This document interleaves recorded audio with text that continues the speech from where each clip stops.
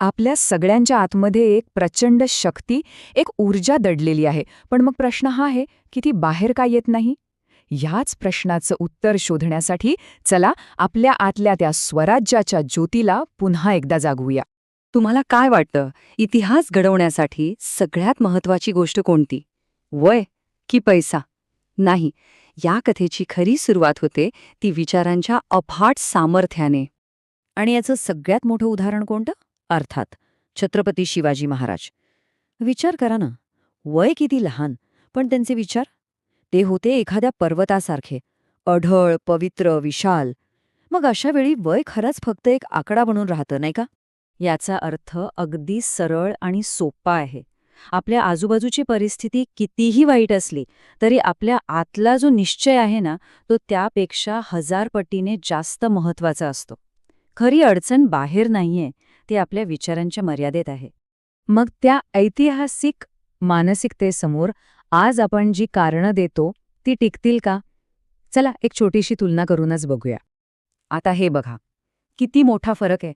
एका बाजूला ना सैन्य होतं, ना संपत्ती, काहीच नाही. पण एक गोष्ट होती, स्वराज्य घडवण्याची जिद्द. आणि आज काय ऐकायला मिळतं? अरे, माझं वय कमी आहे, मी नंतर करेन, एकदा सेटल झालो की बघू. ही जी कारणं आहेत ना, हीच का खरी अडचण आहे. आणि आपली ही जी ऊर्जा आहे, जी महत्वाकांक्षा आहे, ती आज कुठे वाया जाते? तर स्क्रोलिंगमध्ये, कमेंट करण्यामध्ये आणि सतत इतरांशी तुलना करण्यात. खरं तर या डिजिटल सवयी नकळतपणे आपली खरी शक्तीच कमी करत आहेत. आणि हे एक शाश्वत सत्य आहे, नाही काही? इतिहास आपल्याला पुन्हा पुन्हा हेच सांगतो की जेव्हा तरुणाईच्या रक्तात ती आग पेटते तेव्हा साम्राज्य उभी राहतात. आणि ती ताकद आजही आपल्यात आहे, फक्त ती ओळखायची गरज आहे. मग आता या सगळ्यावर उपाय काय? करायचं काय? तर उत्तर आहे एका थेट आणि शक्तिशाली हाकेमध्ये, कृती करण्याच्या हाकेमध्ये.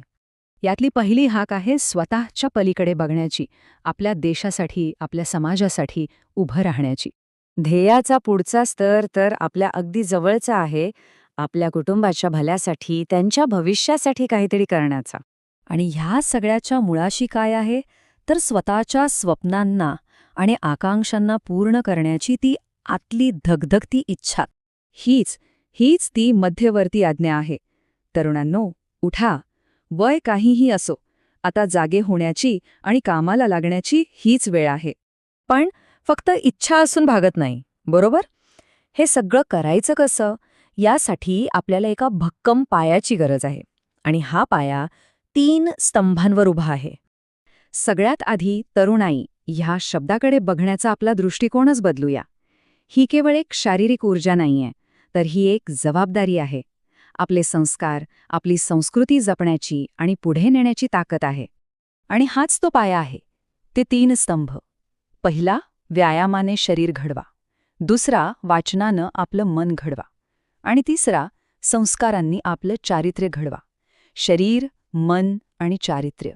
आणि जेव्हा हा पाया भक्कम होतो तेव्हा आपण एका निर्णायक क्षणी येऊन पोहोचतो, एका अंतिम परिवर्तनशील निवडीकडे. आता आपल्यासमोर 2 अगदी स्पष्ट पर्याय आहेत. एकतर परिस्थितीबद्दल नुसत्या तक्रारी करत बसायचं किंवा स्वतः बदलाचे वाहक बनायचं. भीती बाळगायची की नेतृत्वाचा सराव करायचा?